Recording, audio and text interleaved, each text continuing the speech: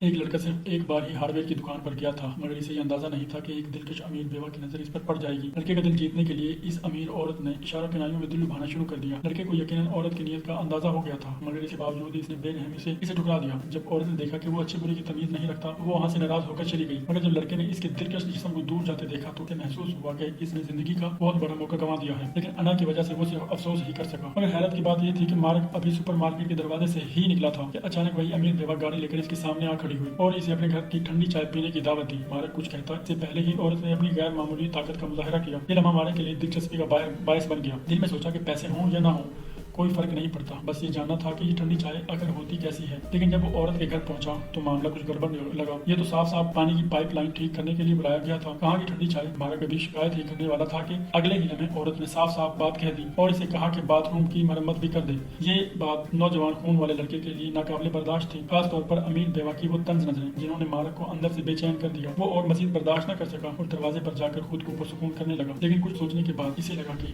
کسی کی مدد کرنا نیکی کا کام ہے، ایسی بات کو کیسے چھوڑا جا سکتا ہے۔ بس اسی ایک دوپہر میں لڑکے نے اس کے کچن اور لانگ روم دونوں ٹھیک کر دیے، مگر اسے یہ خبر نہیں تھی کہ یہ سب کچھ عورت کا جال ہے اور یہی عورت مستقبل میں اس کی جان لینے والی ہے۔ لڑکے کا نام مارک تھا، وہ ایک مشہور یونیورسٹی کا نمایاں گریجویٹ لڑکا تھا۔ سارا دن محنت کرنے کے بعد جب مارک گھر لوٹا تو اس کی ماں نے فوراً پوچھا کہ وہ کہاں گیا تھا۔ مارک نے ظاہر ہے سچ ہی نہیں بتایا اور کوئی بہانہ بنا کر بات ٹال دی، مگر رات کو ماں کو اور بھی کچھ ٹھیک محسوس نہ ہوا کیونکہ اس نے دیکھا کہ مارک ہر بار باہر جانے سے پہلے بہت سنور کر نکلتا ہے۔ ایک لگژری گاڑی میں بیٹھی عورت اسے لینے آتی ہے۔ دل میں بہت سے سوالات اٹھے۔ اسے یہ لگا کہ اس کا بیٹا ہمیشہ فرما بردار رہا ہے، اسی لیے اس نے زیادہ غور نہیں کیا۔ اس عورت کا نام لینا تھا، وہ علاقے کی ایک مشہور بیوہ تھی۔ اسے معلوم تھا کہ مارک نے پڑھائی کے دوران ایک چھوٹا سا سافٹ ویئر پروگرام تیار کیا تھا، اسی لیے اسے اپنے قابو میں رکھنے کے لیے اس نے دعویٰ کیا کہ وہ اس کے لیے سرمایہ کاری ڈھونڈ سکتی ہے۔ یہ سن کر مارک خوشی سے پھولا نہ سمایا، یہاں تک کہ اس نے خود کو کروڑ پتی بننے کا خواب بھی دیکھ لیا۔ جلد از جلد مالی آزادی حاصل کرنے کے لیے مارک نے سخت محنت شروع کر دی۔ اکثر لینا کی پہاڑی ولا میں کاروباری منصوبوں پر کام کرتا رہا۔ اگرچہ لینا عمر میں مارک سے کچھ زیادہ بڑی تھی، مگر اس کے طریقے نہایت ماہر تھے۔ وہ ہمیشہ مارک کو اپنی میٹھی باتوں میں الجھائے رکھتی تھی۔ سب کچھ ٹھیک چل رہا تھا، مگر پھر ماں کی طرف سخت